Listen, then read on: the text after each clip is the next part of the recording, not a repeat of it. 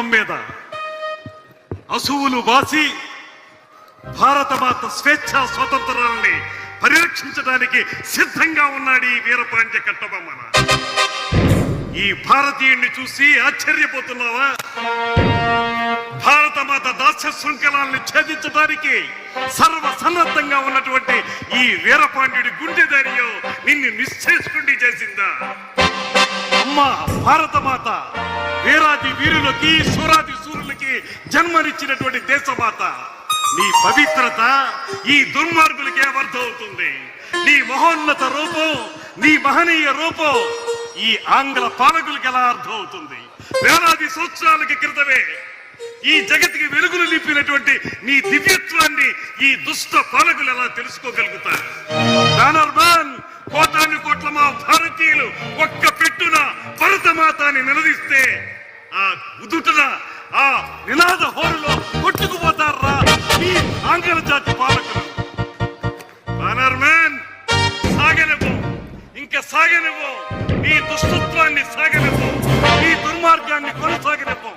మేమే కాదు, ఈ భూమిలో వెళ్ళు గడ్డి కూడా విచ్చు కత్తులై మీ అడుగుల్ని ముందుకు పడనివ్వకుండా ఆపుతాయి. అంతేకాదు మీ దుష్ట పాలనని ఖండ ఖండాలుగా నరికి ఆ రక్తంతో ఈ నేలని అభిషేకిస్తాయి.